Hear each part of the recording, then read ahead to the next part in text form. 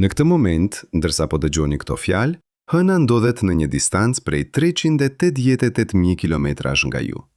Por çdo vit, ajo largohet 3 centimetra e gjysmë më shumë. Diçka e shtiu atë larg. Diçka aq e dumshme sa shkriu sipërfaqen e një planeti të tërë. Dhe ne e dim saktësisht çfarë ndodhi, sepse shkencëtarët rikrijuan atë moment në detaje kaq të tmerrshme sa do t'ju lëm pa frymë.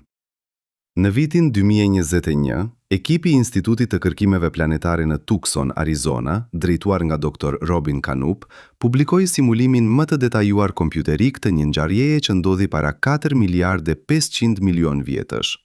Një përplasje aq masive sa krijoi objektin që ndriçon netët tona.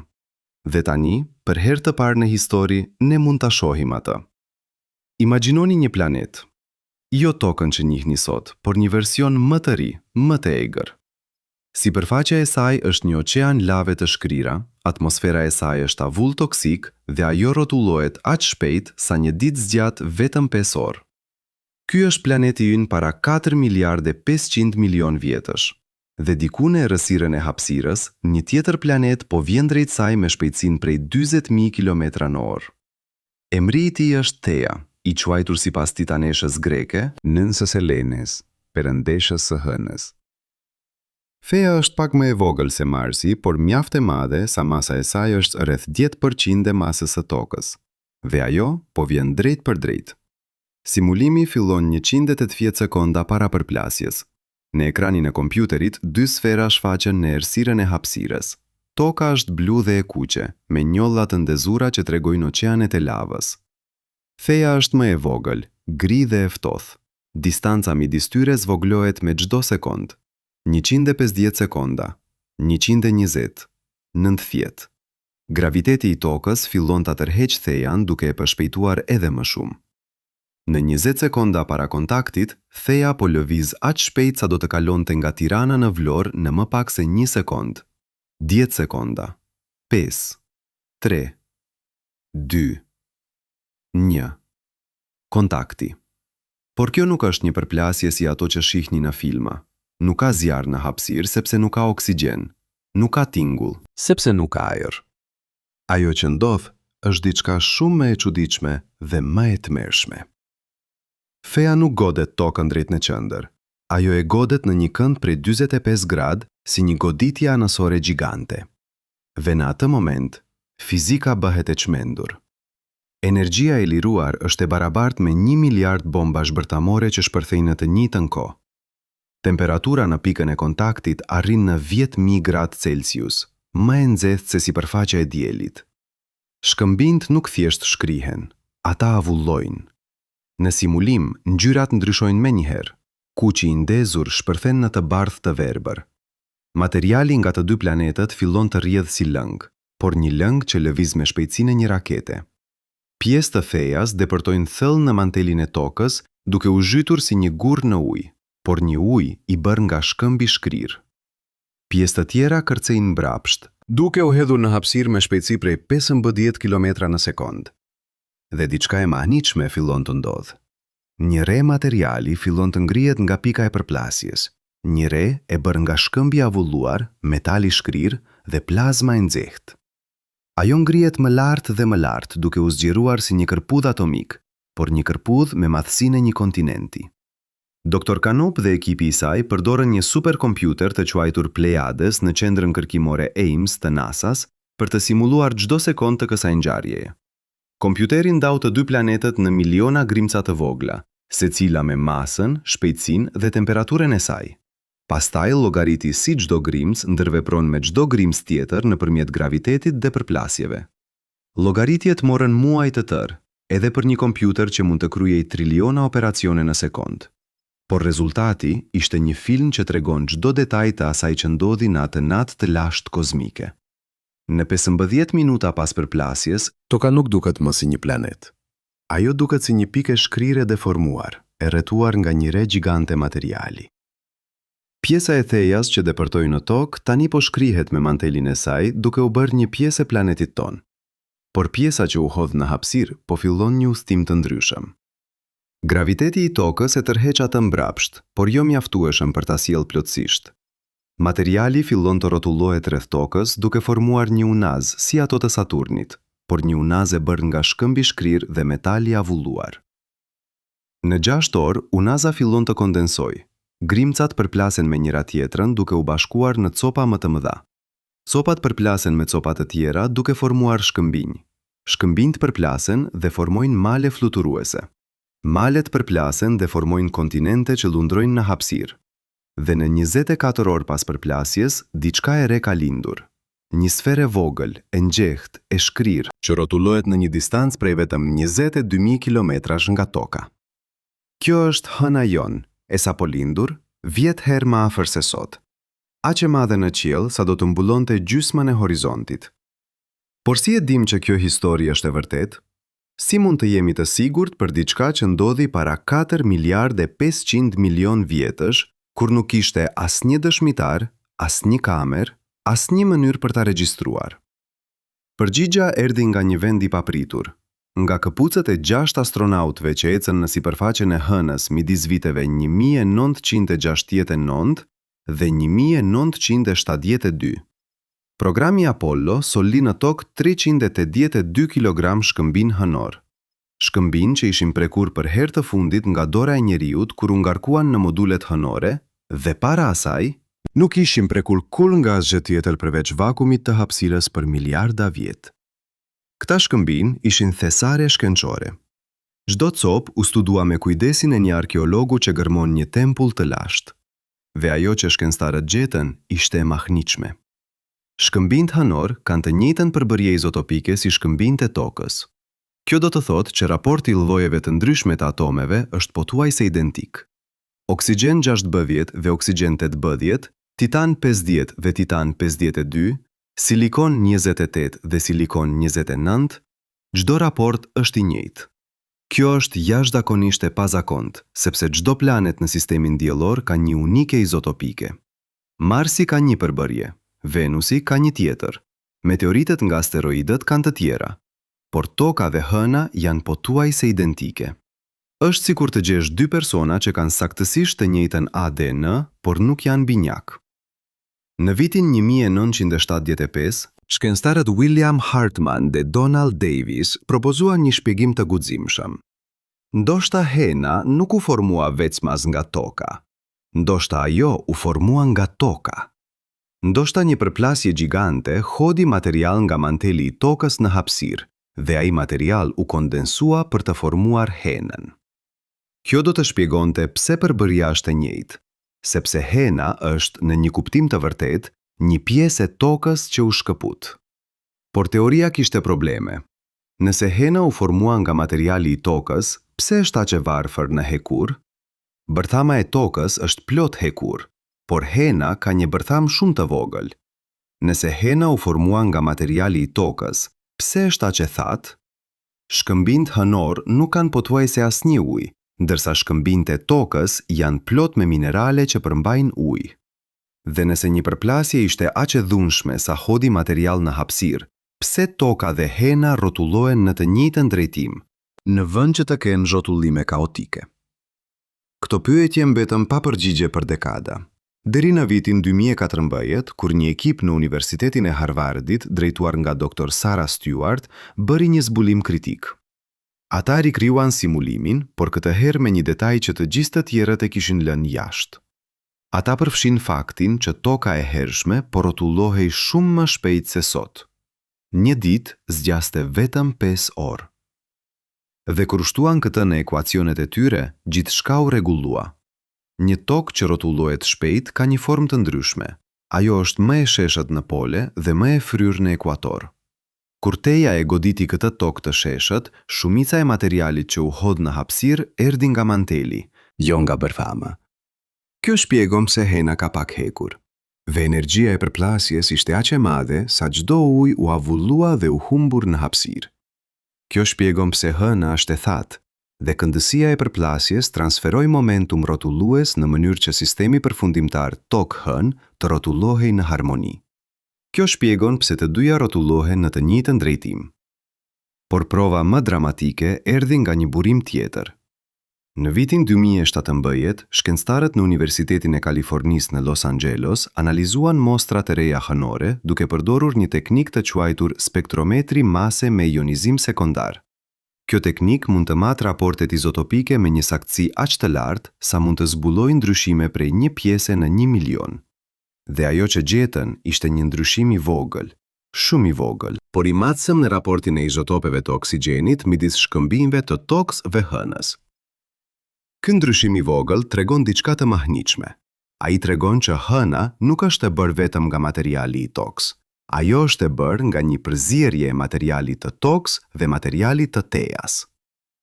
Simulimet më të fundit sugjerojnë që hëna është rreth 80% tokë dhe 20% theja. Kjo do të thotë që çdo herë që shikoni hënën, ju po shikoni mbetjet e 2 planeteve, të shkrira së bashku në një moment dhune kozmike.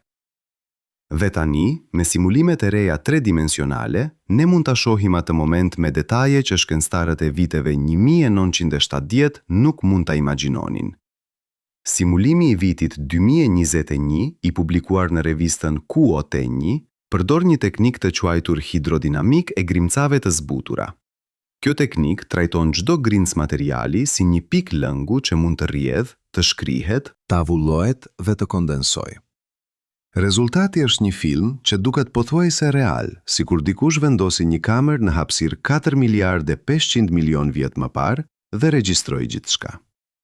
Në film, ju mund të shihni valët e goditjes që përhapen nëpër tokë kur theja godet. Ju mund të shihni materialin që shpërthen në hapësirë si një gusht i shkrirë. Ju mund të shihni grimcat që fillojnë të rrotullohen rreth tokës duke formuar një disk që shkëlqen me nxehtësinë e tij. Ju mund të shihni disku që fillon të kondensojë duke formuar grumbuj që rriten gjithnjë më shumë. Dhe ju mund të shihni momentin kur këta grumbuj bashkohen në një sferë të vetme, të ndezur, që rrotullohet në qiellin e tokës së hershme. Por simulimi tregon edhe diçka tjetër, diçka që ndryshon mënyrën se si e kuptojmë historinë e planetit tonë. Ai tregon që përplasja nuk ishte një ngjarje e vetme, e shpejtë. Ajo zgjati. Materiali vazhdoi të binte në tokë për qindra vjet pas përplasjes fillestare. Çdo copë që binte shkaktonte një shpërthim të ri, duke shtuar më shumë energji në një planet që tashmë ishte një fer i shkrirë. Sipërfaqja e tokës mbeti e shkrirë për miliona vjet.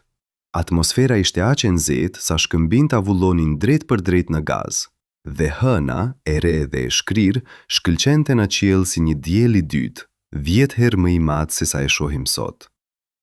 Imagjinoni të qëndroni në sipërfaqen e asaj tokë të hershme, nëse do të ishte e mundur të mbijetoni. Në këmbët tuaja, oqeani i lavës vallëzon dhe gurgullon. Mbi ju, qielli është portokalli dhe i kuq nga avulli i shkëmbinjve. Dhe në horizont, hëna ngrihet, aq e madhe sa mbullon gjysmën e qiellit. Sipërfaqja e saj e shkrirë shkëlqen me një dritë të kuqe të ndezur. Ju mund të shihni detet e lavës në sipërfaqen e hënës.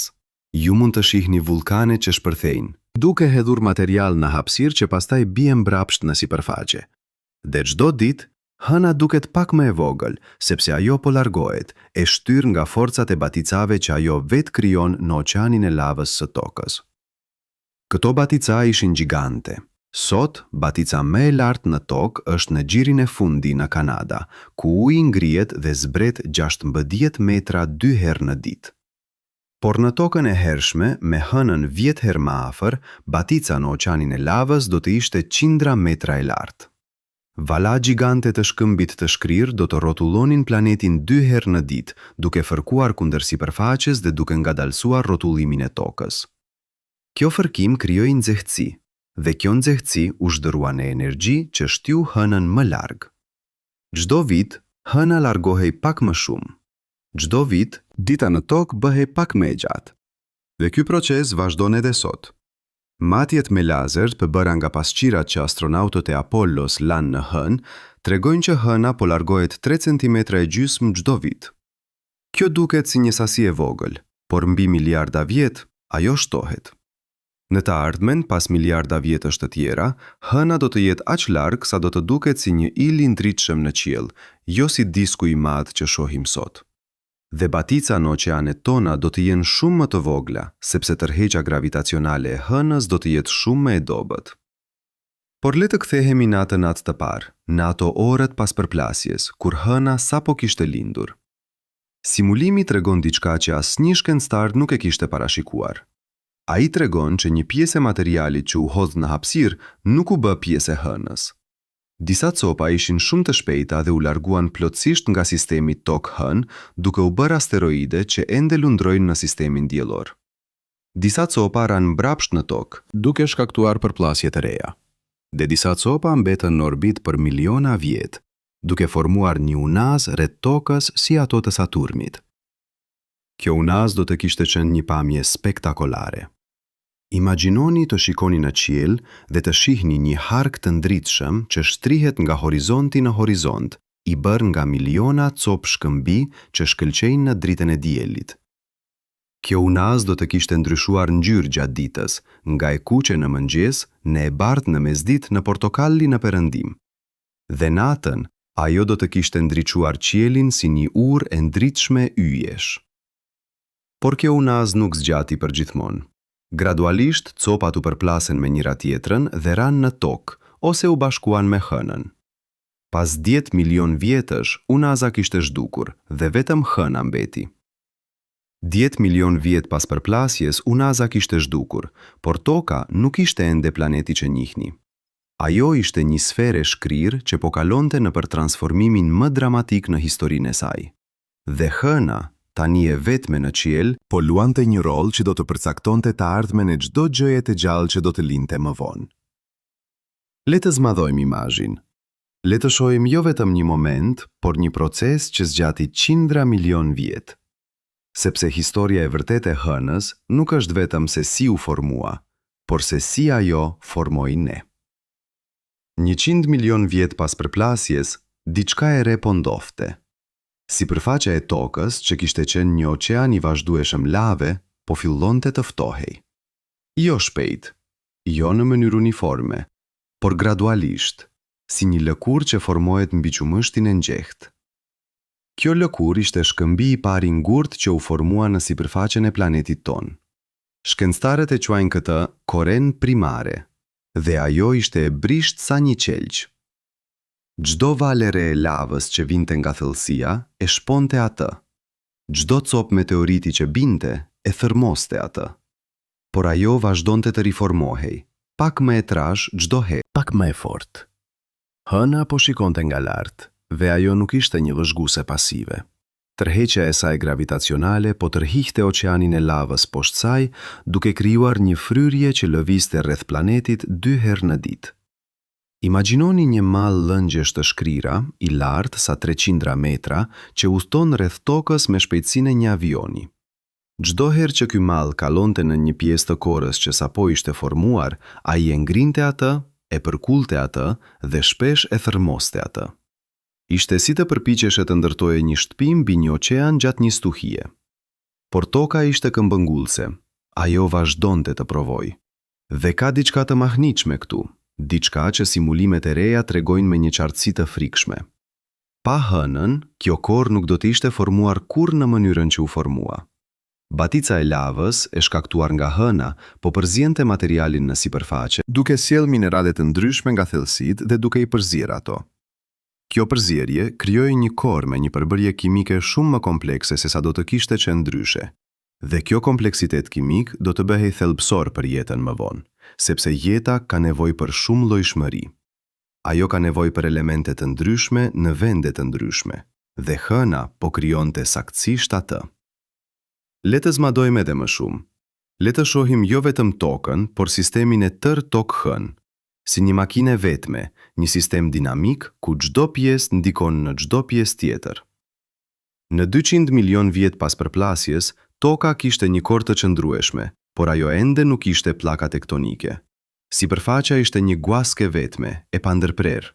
Dhe kjo ishte një problem, sepse nxehtësia nga brendësia e planetit kishte nevojë për një mënyrë për t'u larguar. Pa pllaka tektonike, nxehtësia grumbullohej, duke ndërtuar presion, derisa përfundimisht shpërtente në vulkane gjigant që hapnin çarje në korë. Por hëna po ndihmonte edhe këtu. Batika e saj, tani duke vepruar në një oqean të vërtet lave në korën e ngurtë, po krijonte stres mekanik. Ky stres po përkullte korën duke krijuar pika të dobta.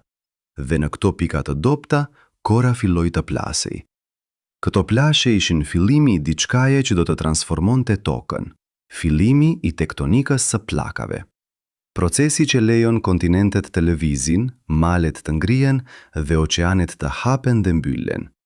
Procesi që miliarda vjet më vonë do të krijonte kushtet për jetën komplekse. Këtu është një fakt që do t'ju befasoj.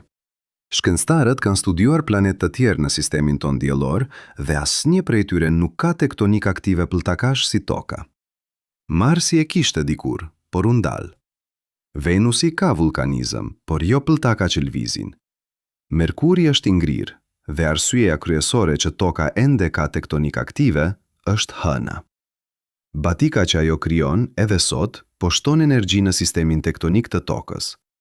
Pa hënën, Toka ndoshta do të kishte përfunduar si Marsi, një planet i vdekur me një sipërfaqe të ngrirë që nuk ndryshon për miliarda vjet. Por le të vazhdojmë me zmadhimin ton. Le të shohim jo vetëm sipërfaqen, por edhe brendësinë. 300 milion vjet pas përplasjes, bërthama e Tokës po kalonte në për transformimin e saj. Hekuri dhe nikeli që ishin përzir me mantelin gjatë përplasjes, po fundoseshin drejt qendrës duke formuar një bërtham të brendshme të ngurtë dhe një bërtham të jashtme të lëngshme. Dhe kjo bërtham e lëngshme po fillonte të lëvizte, të rrotullohej, të krijonte rrymë. Këto rrymë gjeneruan diçka që nuk ekzistonte para përplasjes, një fushë magnetike planetare. Fusha magnetike e Tokës është një mburojë padukshme që na mbron nga era diellore, një rrymë grimkash të ngarkuara që dielli hedh vazhdimisht në hapësirë. Pa këtë mburojë, era diellore do të godiste drejt për drejt atmosferën tonë, duke e çuar atë gradualisht në hapësirë. Kjo është ajo që i ndodhi Marsit. Marsi dikur kishte një atmosferë të trash dhe ndoshta oqeane uji. Por kur fusha e tij magnetike u ndal, era diellore filloi të gërrien atmosferën. Sot, Marsi ka një atmosferë aq të hollë sa presioni në sipërfaqe është më pak se 1% i presionit në Tokë. Por Toka pati fat. Përplasja me thejan krijoi kushtet e sakta për një bërtham aktive. Energjia e përplasjes shkriti gjithçka, duke lejuar hekurinë të fundosej në qendër. Rrotullimi i shpejtë i Tokës së hershme krijoi forcat e Koriolisit që vendosën rrymët në bërtham në lëvizje. Dhe hëna, duke ngadalësuar rrotullimin e Tokës nëpërmjet baticave, siguroi që ky proces të ndodhte në një ritëm të qëndrueshëm, jo shumë shpejt dhe jo shumë ngadal. Ishte një balancë delikate dhe ajo funksionoi. Tani le të bëjmë diçka të pazakontë. Le të krahasojmë dy linja kohore. Në njërin, Toka zhvillohet ashtu siç ndodhi, me hënën. Në tjetrën, imagjinoni një Tokë pa hënë, ku theja nuk e goditi kurrë, ose e goditi në një kënd të ndryshëm dhe nuk krijoi një hënë të madhe. Le t'i shohim këto dy toka krah për krah dhe të shohim se çfarë ndodh. Toka me hënë, në 500 milion vjet pas formimit. Ka një korë të qëndrueshme me tektonik aktive pllakash, ka një fushë magnetike të fortë, ka një atmosferë që po mbahet në vend nga graviteti dhe po mbrohet nga fusha magnetike. Rrotullimi i saj është ngadalësuar nga 20 orë në ditë në 24 orë, duke krijuar një cikël dite-nate të qëndrueshëm. Boshti i saj i rrotullimit është i pjerrët në 23 gradë gjysmë, duke krijuar stinë. Dhe hëna, tani në një distancë prej rreth 300.000 kilometrash, vazhdon të krijojë batica që përzejnë oqeanet dhe mbajnë planetin dinamik. Toka pa hënë në 500 milion vjet pas formimit. Ka një korë, por ajo është më e hollë dhe më e brisht sepse nuk kishte batica lave për ta përzirë materialin. Tektonika e pllakave ose nuk filloi kurrë, ose u ndal herët. Fusha magnetike është më e dobët sepse bërthama nuk u përzua aq mirë. Atmosfera është duke u holluar sepse era diellore po e gërren atë. Rrotullimi është ende shumë i shpejtë, me ditë që zgjasin vetëm 6 deri në 8 orë, duke krijuar era ekstreme dhe mod kaotik. Boshti i rrotullimit lëkundet në mënyrë të parashikueshme duke shkaktuar ndryshime drastike klimatike. Dhe nuk ka batica për të përzierë oqeanet, kështu që ato janë të shtrezuara me ujë të nxehtë në sipërfaqe dhe të ftohtë në thellësi, pa qarkullim. Cila tokë mendoni se do të ishte më e përshtatshme për jetën? Përgjigja është e qartë. Toka më hënë është një planet dinamik, i qëndrueshëm, me kushte që ndryshojnë, por në mënyrë të parashikueshme. Toka pa hënë është një planet kaotik, me kushte ekstreme që ndryshojnë në mënyrë të paparashikueshme. Dhe kjo na çon në një nga zbulimet më të thella të shkencës moderne. Hëna nuk është thjesht një satelit. Ajo është një pjesë thelbësore e sistemit që bëri jetën të mundur. Le të shohim një eksperiment specifik që e demonstron këtë. Në vitin 2018, një ekip shkencëtarësh në Institutin e Teknologjisë në Tokyo, drejtuar nga Dr. Hidenori Genda, krijoi një model kompjuterik të tokës pa hënë. Ata filluan me të njëjtat kushte fillestare, një planet i ri, i nxehtë, me një atmosferë primare. Pastaj ata e lanë modelin të funksionojë për 1 miliard vjet, duke simuluar evolucionin e klimës, okeaneve dhe atmosferës. Rezultatet ishin dramatike. Pa baticën hënore, oqeanet e tokës pa hënë nuk u përzin kurrë siç duhet. Uji i nxehtë mbeti në sipërfaqe duke krijuar një shtresë avulli që bllokoi dritën e diellit të arrinte në thelësi. Kjo ndaloi fotosintezën në oqeanet e thella. Në të njëjtën kohë, mungesa e një cikli të qëndrueshëm dite-nate, sepse planeti po rrotullohej shumë shpejt, krijoi errra aq të forta sa valët në sipërfaqen e oqeanit ishin të larta 10 metra. Këto kushte do të kishin bërë pothuajse të pamundur për formate e hershme të jetës të zhvillohen. Por në tokën tonë, me hënën, batica përzinte oqeanet çdo ditë. Uji i ftohtë nga thelësitë ngrihej në sipërfaqe duke sjellë lëndu shkyese.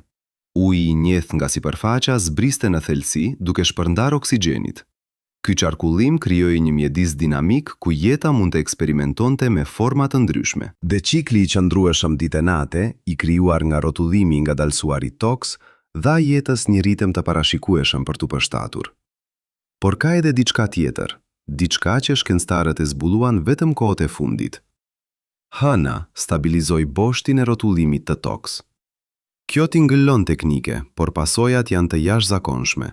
Boshti i rrotullimit të një planeti është vija imagjinare që kalon nëpër polet e tij.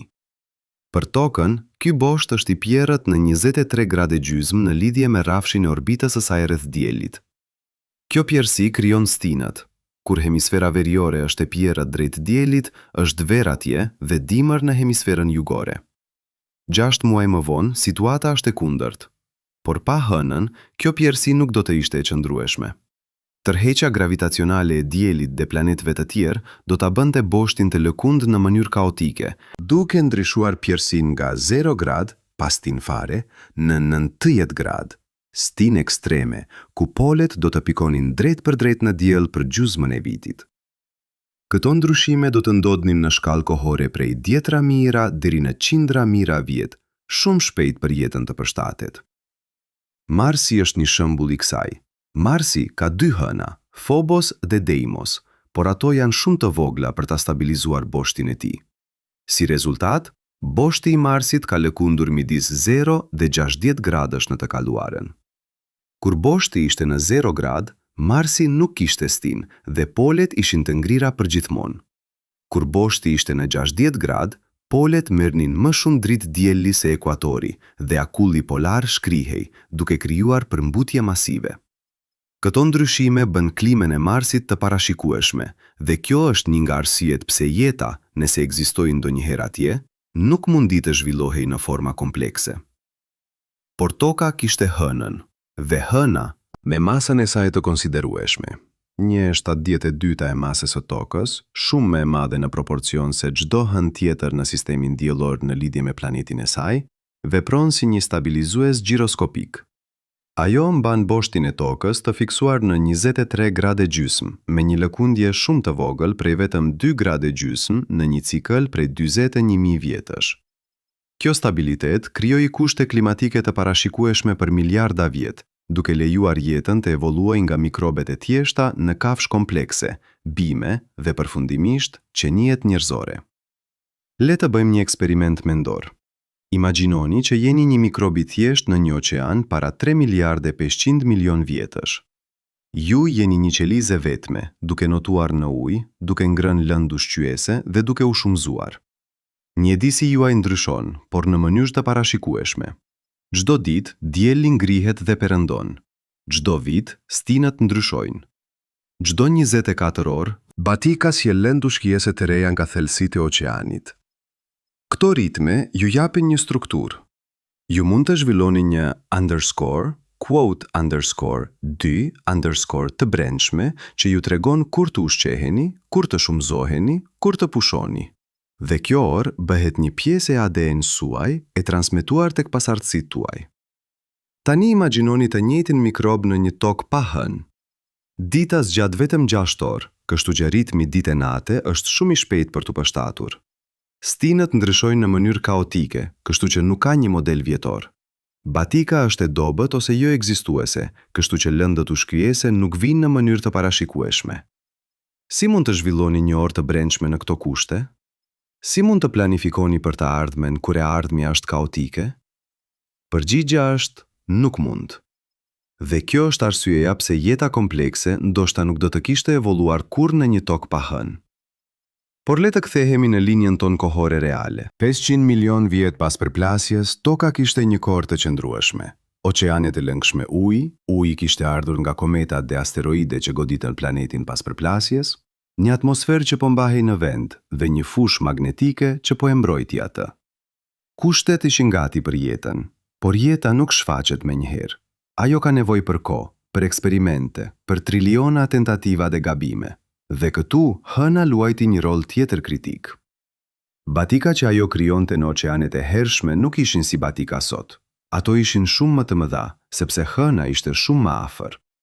Shkencëtarët llogaritën që 3 miliardë e 500 milion vjet më parë kur jeta po fillonte, batika mund të ishte e lartë deri në 50 metra. Imagjinoni një valë 50 metra që vjen 2 herë në ditë. Kjo do të ishte shkatëruese për çdo strukturë të ngurtë, por për molekulat organike që po përpiqeshin të formojnë jetë, ishte perfekte. Sepse batica e madhe krijonte zonën ndërmjet baticës së lartë dhe të ulët, ku kushtet ndryshonin dramatikisht çdo 6 orë. Në baticën e lartë, një pëllk shkëmbor do të mbushej me ujë të detit duke sjellë minerale dhe molekula organike. Në baticën e ulët, pëllgu do të tharej duke përqendruar këto molekula. Kjo përqendrim rritej shanset që molekulat të ndërvepronin dhe formonin lidhje kimike më komplekse. Pastaj batica e lartë do të vinte përsëri, duke sjellë molekula të reja dhe duke filluar ciklin përsëri. Ky cikël i baticës krijoi një laborator natyror ku kimia e jetës mund të eksperimentonte. Shkencëtarët e quajnë këtë hipotezën e pëllgut të baticës, dhe ajo është një nga shpjegimet më të pranuara përse se jeta filloi në tokë. Dhe ajo nuk do të kishte funksionuar pa hënën. Pa batica të mëdha, molekulat organike do të ishin shpërndar shumë hollë në oqean për të ndërvepruar në mënyrë efektive. Ato do të kishin nevojë për një mekanizëm tjetër për të përqendruar, dhe nuk është e qartë se cili do të ishte ai. Le të zmadojmë edhe më shumë. Le të shohim jo vetëm tokën, por të gjithë sistemin diellor, sepse hëna nuk ndikoi vetëm në tokën. Ajo ndikoi edhe në mënyrën se si planetë të tjerë ndërvepronin me ne. Tërheqja gravitacionale e hënës e kombinuar me atë të tokës krijon një 19 në sistemin e brendshëm diellor. Kjo zonë vepron si një mburoj kundër asteroidëve dhe kometave që mund të godisnin tokën. Këtu është se si funksionon. Kur një asteroid kalon afër sistemit tokë-hënë, ai ndikohet nga tërheqja gravitacionale e të dyjave. Në shumicën e rasteve, kjo tërheqje e shtyi asteroidin në një orbit të re që e largon atë nga toka. Në disa raste, asteroidi përfundon duke goditur hënën në vend të tokës. Sipërfaqja e hënës është e mbulluar me krater, dëshmi e mira goditjeve që ajo ka marrë në vend të nesh. Çdo krater në hënë është një goditje që toka nuk e mori. Një shkatrim që nuk ndodhi. Një zhdukje masive që u shmang. Natyrisht, disa asteroide ende godasin tokën. Goditja që zhduku dinosaurët 66 milion vjet më parë është shembulli më i famshëm. Por pa hënën do të kishte shumë më shumë goditje. Shkencëtarët llogaritën që hëna ka reduktuar numrin e goditjeve të mëdha në tokë me rreth 20%.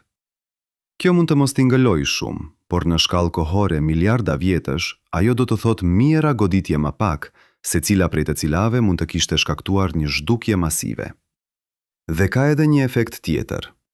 Hëna, duke qenë aq e madhe, ndikon në orbitën e tokës rreth diellit. Ajo e bën orbitën pak më qarkore, pak më të qëndrueshme.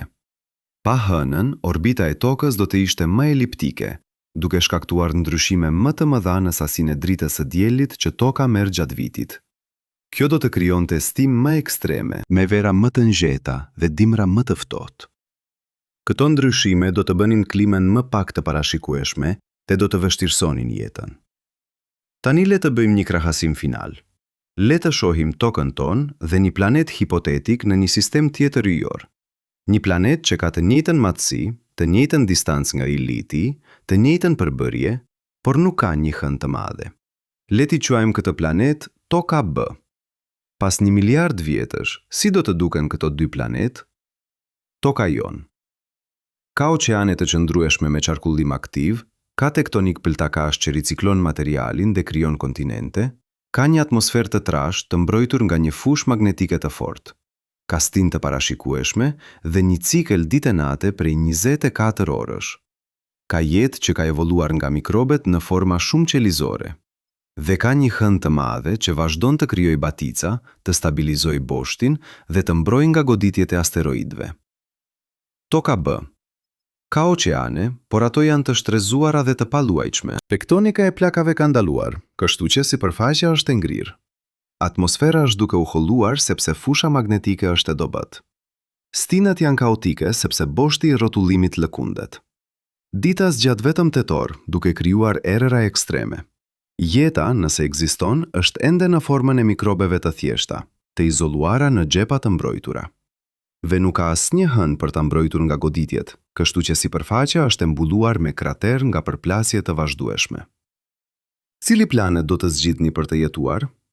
Cili planet ka më shumë gjasa të zhvillojë jetë inteligjente? Përgjigjja është e qartë, dhe kjo na sjell në një përfundim të mahnitshëm. Ne nuk jemi këtu për shkak të rastësisë. Ne jemi këtu për shkak të hënës. Çdo frym që merrni, çdo mendim që keni, çdo fjalë që lexoni, është e mundur.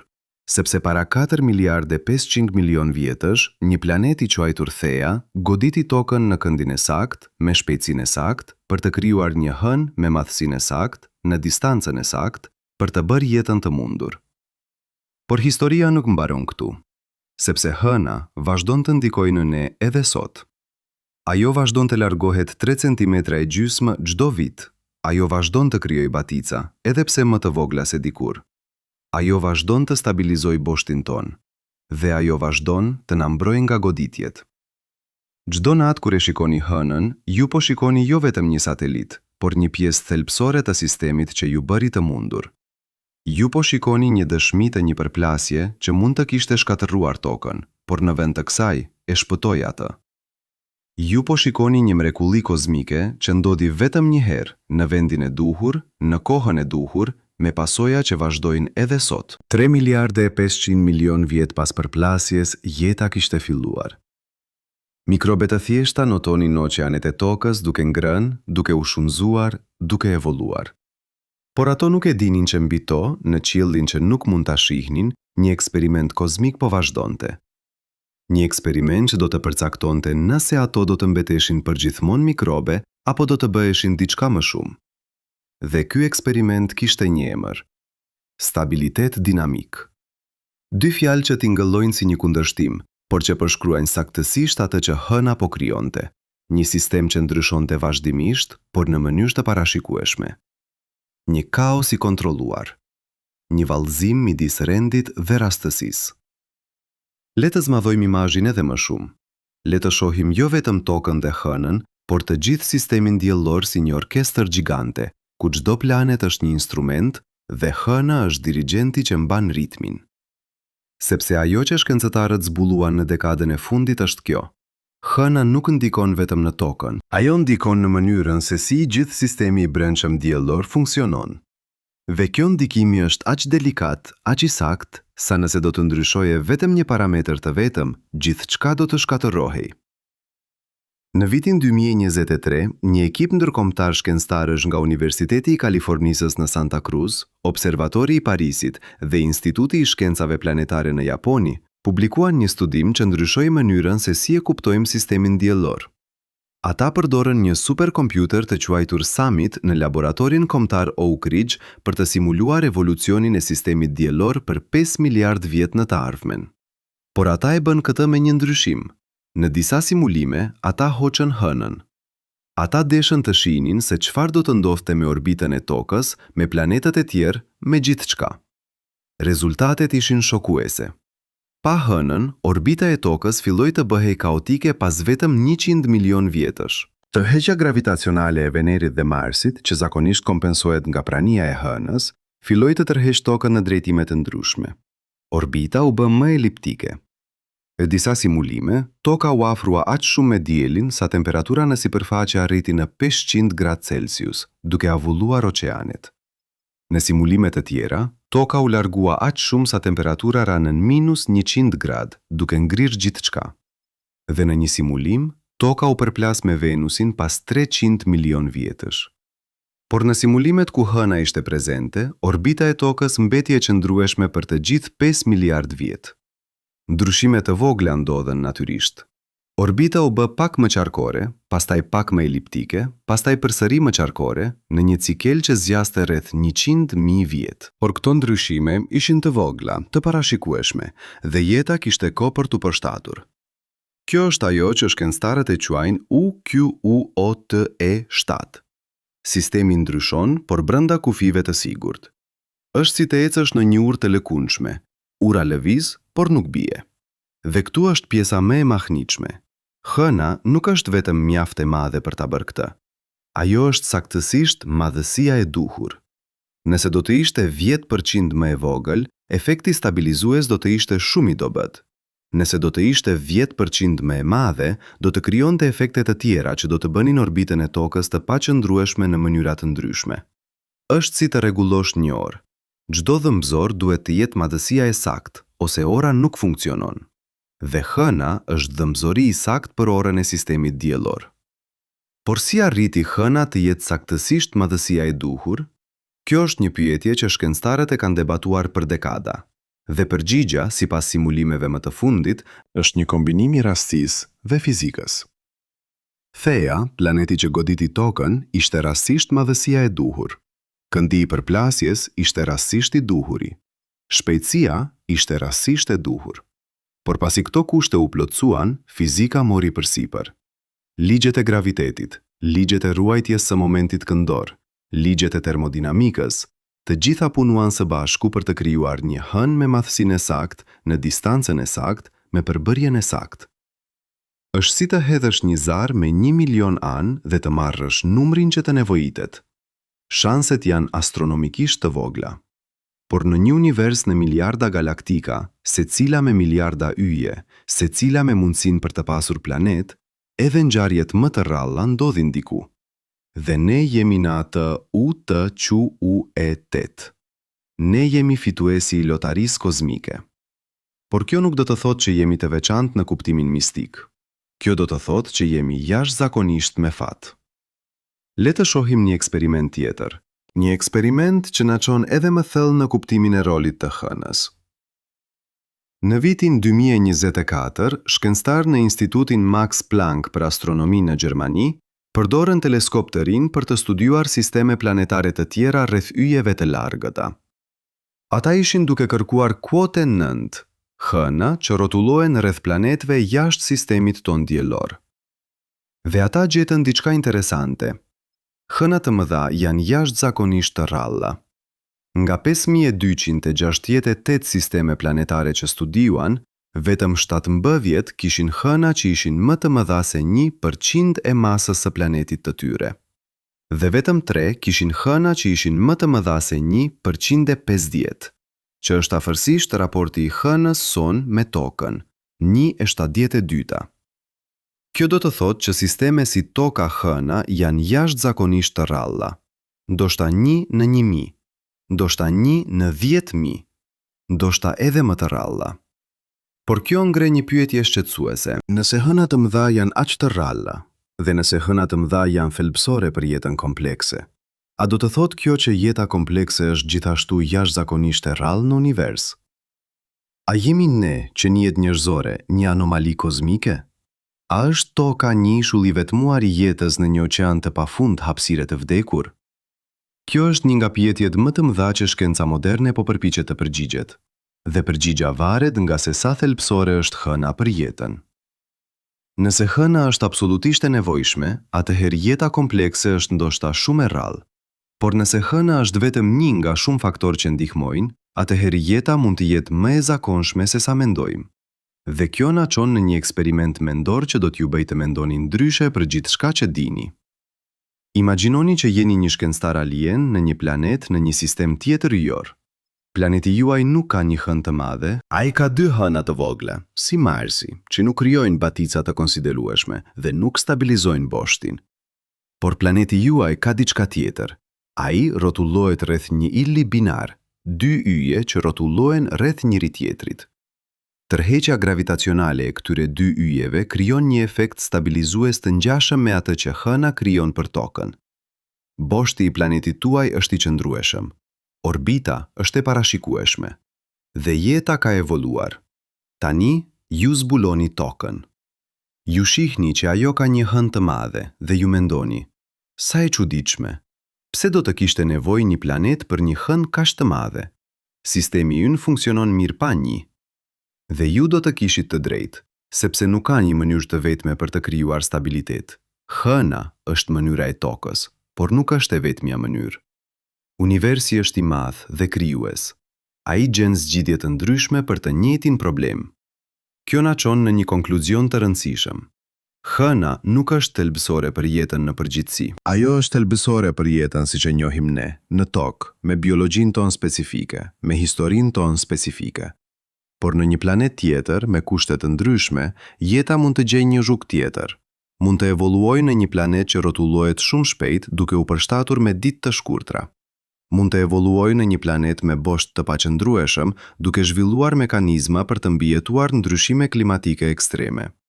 Mund të evoluojë në një planet pa batika duke gjetur mënyra të tjera për të përzier oqeanet. Por kjo nuk e bën hënën më pak të rëndësishme për ne, sepse ne nuk jemi jeta në përgjithësi. Ne jemi jeta specifike që evoloi në këtë planet specifik, në këto kushte specifike. Dhe për ne, hëna ishte absolutisht thelbësore. Pa të, ne nuk do të ishim këtu. Ndoshta do të kishte një formë tjetër jete në tokë, por nuk do të ishte ne. Nuk do të ishin gjitarët, shpendët, peshqit, insektet, bimët, nuk do të ishte asgjë që njihni. Le të shohim një eksperiment konkret që e demonstron këtë. Në vitin 2025, një ekip në Universitetin e Edimburgut në Skoci krijoi një model kompjuterik të evolucionit të jetës në një tokë pa hënë. Ata filluan me të njëjtat kushte fillestare: oceane, atmosferë, dritë dielli, lëndë ushqyese. Pastaj ata futën parametrat e një tokë pa hënë: ditë të shkurtra, bosht I paqëndrueshëm, batica të dobta, orbitë kaotike. Dhe ata e lanë modelin të funksionojë për 3 miliard vjet duke simuluar evolucionin e jetës. Rezultatet ishin fascinuese. Jeta filloi ashtu si në tokën tonë. Mikrobe të thjeshta shfaqen në oceane, por ato nuk evoluan në forma shumë qelizore. Arsyeja ishte se kushtet ndryshonin shumë shpejt. Çdo herë që një mikrob zhvillonte një përshtatje për një mjedis specifik, mjedisi ndryshonte. Boshti I paqëndrueshëm shkaktonte ndryshime klimatike çdo disa mijëra vjet. Orbita kaotike shkaktonte ndryshime në sasinë e dritës së diellit çdo disa qindra mijëra vjet. Dhe ditët e shkurtra krijonin errazh të forta sa përzinin oqeanet në mënyrë kaotike, duke shpërndar lëndët ushqyese në mënyrë të paparashikueshme. Në këto kushte, strategjia më e mirë e mbijetesës ishte të mbeteshe e thjeshtë. Mikrobet që mbeten të vogla, të shpejta për të shumëzuar dhe të afta për të hyrë në gjendje pezulli kur kushtet bëheshin të këqija, mbijetuan. Mikrobet që u bën më komplekse, më të mëdha, më të specializuara, u zhdukën. Sepse kompleksiteti kërkon stabilitet. Një qelizë vetme mund të mbijetojë në kushte ekstreme duke u mbyllur dhe duke pritur.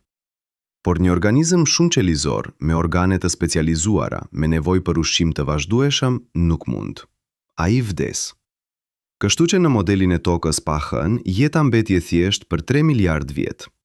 Dhe kur simulimi përfundoi, oqeanet ishin ende plot me mikrobe, por asgjë më shumë. Asnjë peshk, asnjë bim, asnjë kafsh, asnjë gjë që do të njihni si jetë komplekse. Ishte një planet i gjallë, por i ngrirë në kohë, i bllokuar në një fazë të hershme të evolucionit. Tani krahasojeni këtë me tokën tonë.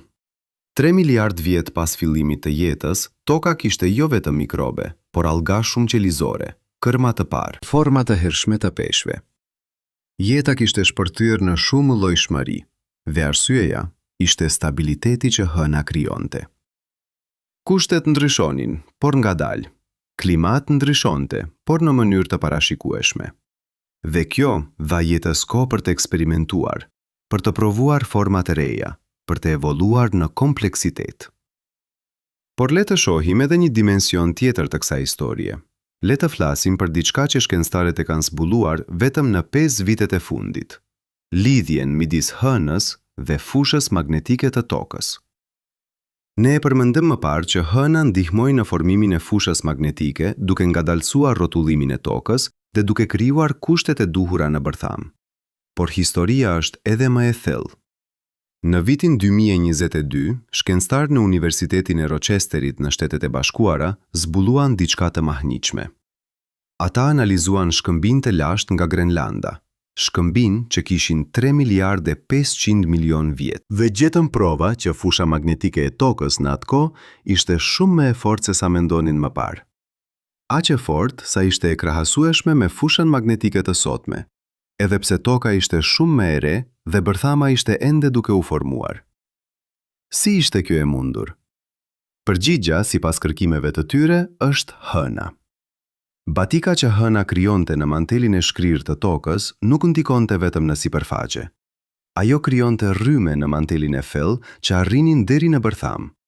Këto rrymë vepronin si një kuote 11, duke gjeneruar fusha magnetike. Ishte si të kesh një gjenerator elektrik gjigant në brendësi të planetit të fuqizuar nga energjia e batikave hënore. Kjo fushë magnetike e fortë ishte kritike për jetën e hershme, sepse 3 miliardë 500 milion vjet më parë, dielli ishte më i ri dhe më aktiv se sot. Ai lëshonte shpërthime të fuqishme rrezesh kozmike dhe grimkash të ngarkuara. Pa një fushë magnetike të fortë, këto rrezatim do të kishin goditur sipërfaqen e tokës, duke shkatëzuar molekulat organike dhe duke bërë jetën pothuajse të pamundur. Por fusha magnetike, e fuqizuar nga hëna, krijoi një mburoj. Ajo devijoi rrezatimet duke i dërguar ato rreth tokës në vend që të godisnin sipërfaqen. Dhe këtu është pjesa më e mahnitshme. Kjo mburoj nuk ishte statike. Ajo ndryshonte me baticën. Çdo 12 orë kur hëna kalonte mbi një pikë në tokë, fusha magnetike në atë pikë bëhej pak më e fortë. Kjo krijonte një _22 në mburoj, një ritëm që ndiqte lëvizjen e hënës. Dhe disa shkencëtarë spekulojnë që ky ritëm mund të ketë ndikuar në evolucionin e hershëm të jetës, duke krijuar një kozmike që organizmat e parë mund ta ndjenin dhe t'i përshtateshin. Kjo është ende një hipotezë natyrisht. Nuk kemi prova të drejtpërdrejta që mikrobet e lashta mund të ndjenin fushën magnetike, por e dim që shumë organizmat modern mund. Shpendët përdorin fushën magnetike për të naviguar gjatë migrimit. Disa peshq mund ta ndjejnë atë. Edhe disa baktere kanë kristale të vogla magnetike në brendësi të tyre që u lejojnë të orientohen sipas fushës magnetike. Nëse këto aftësi ekzistojnë sot, ndoshta ato evoluan nga forma më të thjeshta që ekzistonin miliarda vjet më parë, kur fusha magnetike ishte më e fortë dhe më dinamike. Le të bëjmë një eksperiment mendor tjetër. Imagjinoni që jeni një molekulë organike në një pelk shkëmbor. 3 miliardë 500 milion vjet më parë, ju jeni duke u përpjekur të formoni lidhje me molekula të tjera për të krijuar diçka më komplekse, ndoshta një ARN të thjeshtë, një parardhës të jetës. Por çdo herë që provoni, rrezatimi kozmik ju godet dhe ju shkatërron. Është si të përpiqesh të ndërtosh një shtëpi prej letrash gjatë një stuhie. Por pastaj diçka ndryshon. Fusha magnetike bëhet më e fortë, rrezatimi zvoglohet. Ju keni një dritare kohore, ndoshta disa orë. Kur kushtet janë të favoshme, ju formoni një lidhje. Pastaj një tjetër dhe një tjetër. Dhe para se rrezatimi të kthehet, ju keni formuar një strukturë mjaft të fortë për të mbijetuar. Kjo strukturë kopjon veten. Dhe kopjet kopjojnë veten. dhe në pak kohë pëllgu është plot me këto struktura. Jeta ka filluar. Kjo është një histori e thjeshtuar natyrisht. Origjina e jetës është shumë më komplekse, por pika është kjo.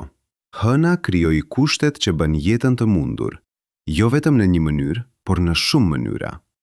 Ajo stabilizoi boshtin, ajo krijoi batica, ajo mbrojti nga goditjet, ajo ndihmoi në formimin e fushës magnetike, ajo ngadalsoi rrotullimin.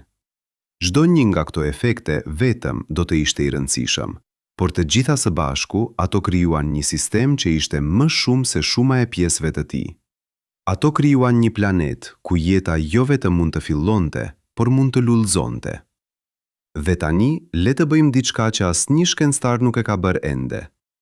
Le të llogarisim shanset. Le të marrim të gjithë faktorët që e dim se janë të nevojshëm për jetën komplekse. Një planet me madhësinë e duhur, në distancën e duhur nga ili i tij, me ujë të lëngshëm, me një atmosferë, me një fushë magnetike, me tektonik plakash, me një bosht të qëndrueshëm, me batica, me një hënë të madhe. Le të shumëzojmë të gjitha këto probabilitete. Probabiliteti që një planet të jetë madhësia e duhur, rreth 1/10. Probabiliteti që të jetë në distancën e duhur, rreth 1/50. Probabiliteti që të ketë ujë, rreth 1/5. Probabiliteti që të ketë një atmosferë, rreth 1/10. Probabiliteti që të ketë një fushë magnetike, rreth 1/5. Probabiliteti që të ketë tektonik pëltakash, rreth 1/20. Probabiliteti që të ketë një bosht të qëndrueshëm, rreth 1/10. Probabiliteti që të ketë batica, rreth 1/5. Probabiliteti që të ketë një hënë të madhe, rreth 1/1000. Shumëzoni të gjitha këto. 1/10 herë 1/50 herë 1/5 herë 1/10 herë 1/5 herë 1/20 herë 1/10 herë 1/5 herë 1/1000. Rezultati është 1/50 trilion. Kjo do të thotë që për çdo 50 trilion planet në univers, vetëm një ka të gjitha kushtet për jetën komplekse. Por universi është i madh, shumë i madh. Ka rreth 200 miliard galaktika në universin e vështrueshëm. Çdo galaktik ka rreth 100 miliard yje. Çdo yll ka mesatarisht një planet. Kjo do të thotë që ka rreth 20.000 trilion planet në univers. Nëse vetëm 1/50 trilion ka kushtet e duhura, kjo do të thotë që ka rreth 400 milion planet si toka në universin e vështrueshëm. 400 milion. Kjo është një numër i madh, por është gjithashtu një numër i vogël kur e krahasoni me numrin total të planetve. Kjo do të thotë që planet si toka janë të rrallë, por jo unik. Diku atje, në një galaktik të largët, ndoshta ka një planet tjetër me një hënë të madhe, me oqeane, me jetë. Ndoshta ka qenie që po shikojnë në qiellin e tyre dhe po pyesin të njëjtat pyetje që po bëjmë ne. Ndoshta ata kanë zbuluar hënën e tyre dhe po kuptojnë, ashtu si ne, se sa me fat janë. Por edhe nëse ka 400 milion planet si toka, distanca midis tyre është e jashtëzakonshme. Galaktika jon, rruga e qumështit, ka një diametër prej 100.000 viteve dritë.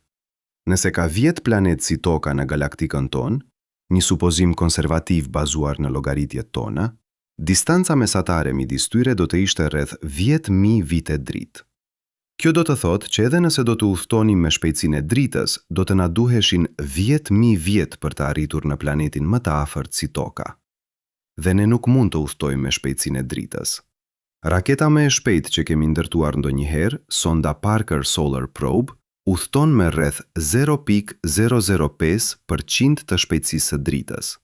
Me atë shpejtësi do të na duheshin 200 milion vjet për të arritur në planetin më të afërt si toka. Kjo do të thotë që, për qëllimet praktike, ne jemi të izoluar. Edhe nëse ka jetë inteligjente në planetë të tjerë, ne ndoshta nuk do të takohemi kur me ta. Distancat janë shumë të mëdha. Koha është shumë e gjatë. Dhe kjo na çon në një përfundim të trishtuar, por të bukur. Ne jemi vetëm, por jo unik. Ka të tjerë atje, por ne nuk do t'i njohim kur. Dhe kjo e bën historinë tonë edhe më të çmuar. Sepse ne jemi dëshmitarët e vetëm të kësaj historie specifike, të kësaj përplasje specifike, të kësaj hëne specifike, të kësaj jete specifike. Çdo natë ku shikoni hënën, ju po shikoni një mrekulli që ndodhi vetëm një herë në historinë e këtij planeti. Ju po shikoni rezultatin e një përplasje që mund të kishte shkatëruar gjithçka, por në vend të kësaj krijoi kushtet për gjithçka. Ju po shikoni një objekt që ka formuar klimën, oqeanet, jetën dhe përfundimisht ju. Sepse pa hënën nuk do të kishte qenie njerëzore. Nuk do të kishte qytetërime. Nuk do të kishte art, muzik, shkencë, dashuri, ëndra. Nuk do të kishte asgjë që e bën jetën të vlefshme. Dhe kjo është arsyeja pse historia e hënës nuk është vetëm një histori shkencore. Është një histori ekzistenciale. Është një histori që na tregon se sa të brisht jemi, se sa me fat jemi dhe se sa të lidhur jemi me kozmosin që na rrethon.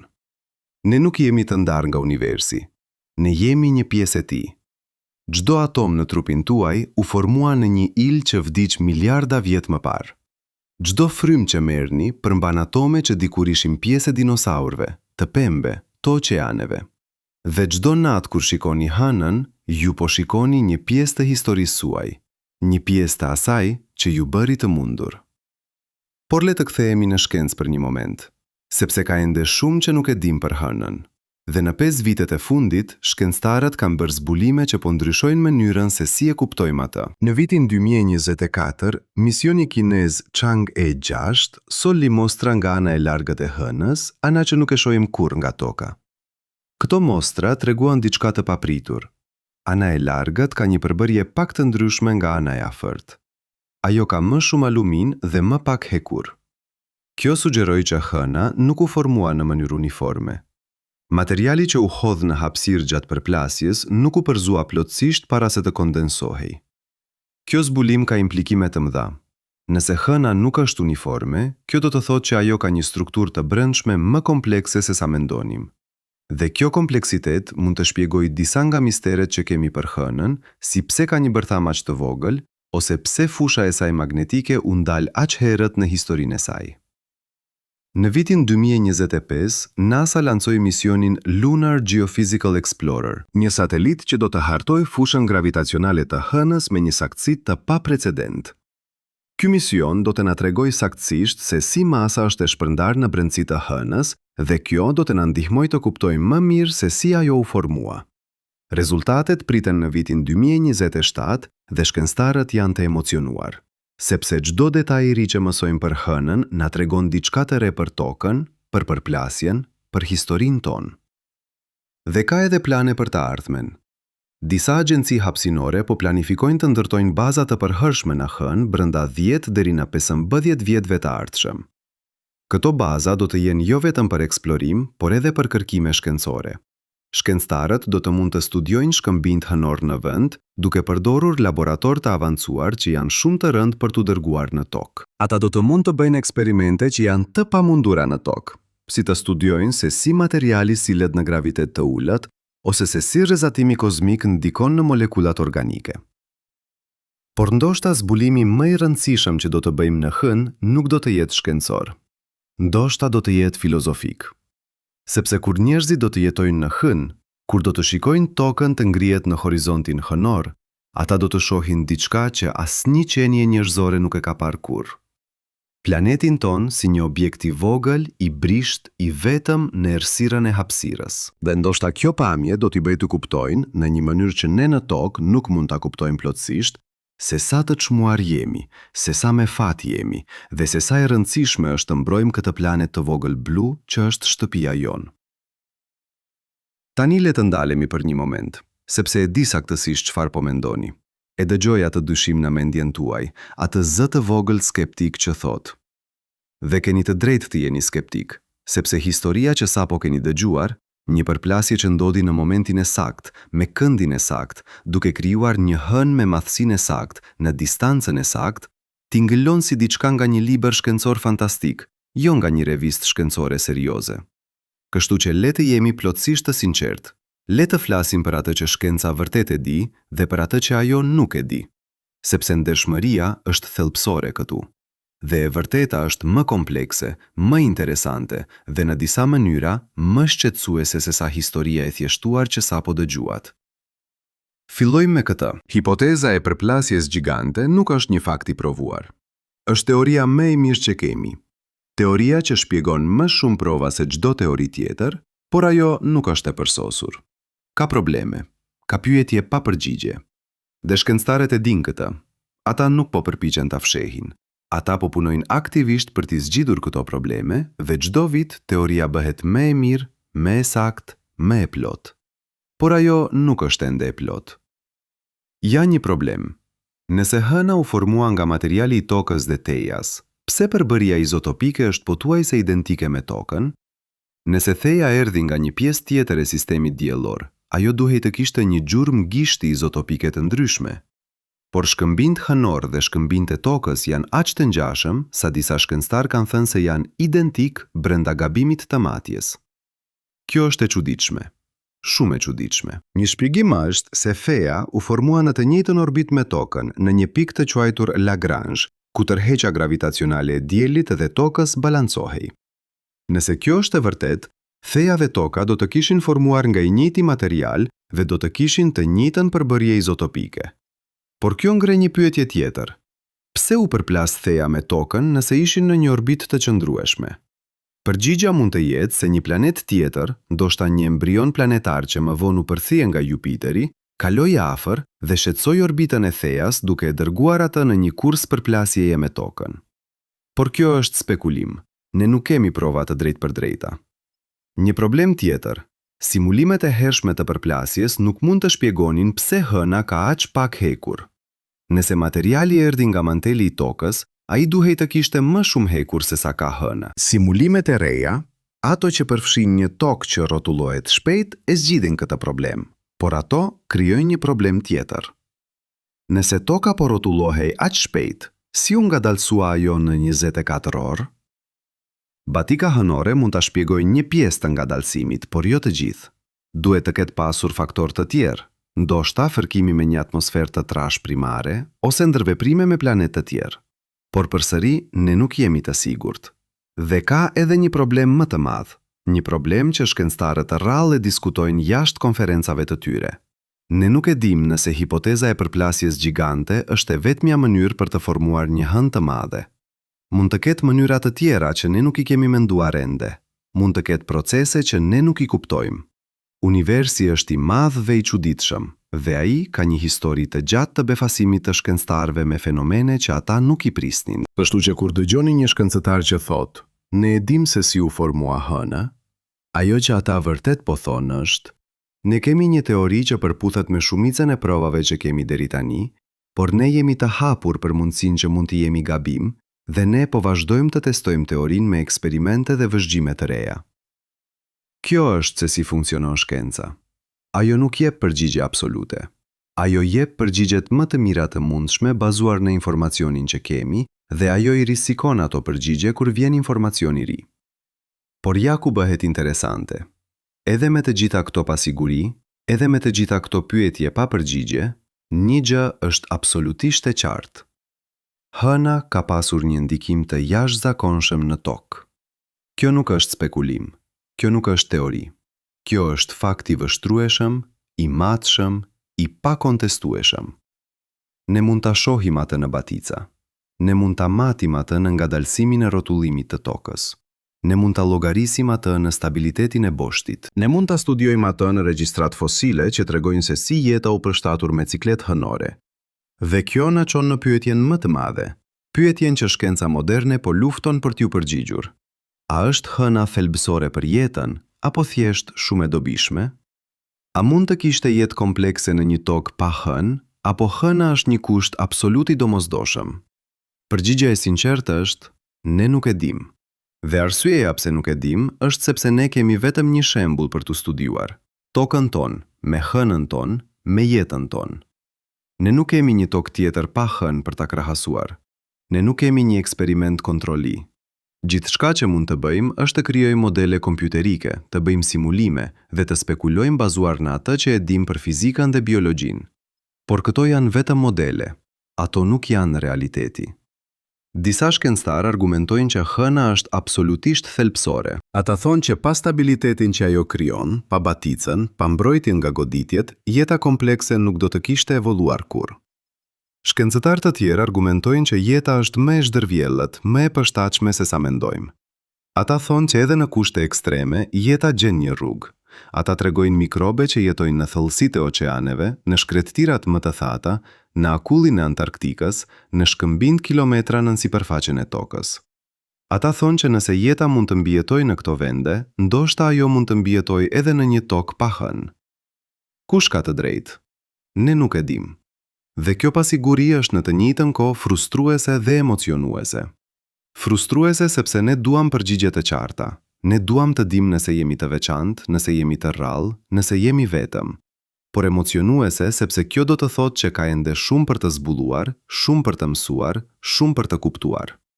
Dhe kjo na çon në momentin kulminant të kësaj historie. Sepse tani, në vitin 2026, ne jemi në prag të një revolucioni në kuptimin ton të hënës dhe rolit të saj në jetën tonë. Teleskopët e rinj po zbulojnë mijëra egzoplanet, planet rrethyjeve të tjerë. Dhe për herë të parë, ne po fillojmë të gjejmë egzohëna, hëna rreth këtyre planetve.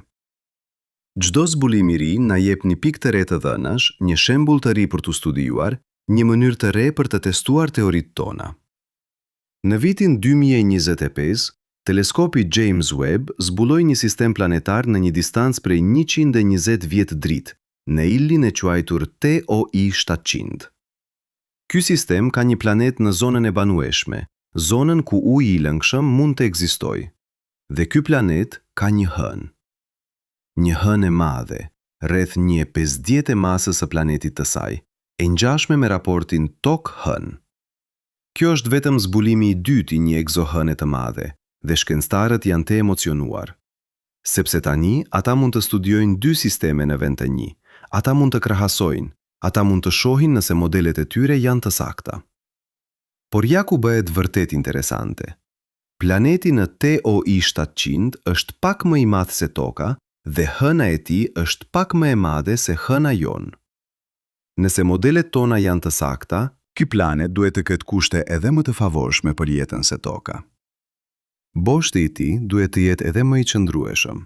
Batica duhet të jenë edhe më të mëdha. Mbrojtja nga goditjet duhet të jetë edhe më e fortë. Nëse jeta ekziston diku tjetër në univers, TOI 700D është një nga vendet më të mira për ta kërkuar. Dhe kjo është arsyeja pse NASA po planifikon një mision për të studiuar atë sistem. Jo për të shkuar atje, 120 vjet dritë është shumë larg për teknologjinë tonë aktuale, por për ta studiuar me teleskop të avancuar, për të analizuar atmosferën e planetit, për të kërkuar shenja të jetës. Nëse gjejmë diçka, oksigjen, metanin, molekula organike, do të jetë zbulimi më i madh në historinë e njerëzimit. Do të thotë që ne nuk jemi vetëm. Do të thotë që jeta nuk është një aksident i vetëm që ndodhi vetëm në tokë. Do të thotë që universi është plot me jetë dhe ne jemi vetëm një shembull. Por edhe nëse nuk gjejmë asgjë, edhe nëse TOI 700D rezulton të jetë i pabanuar, ne do të kemi mësuar diçka të rëndësishme.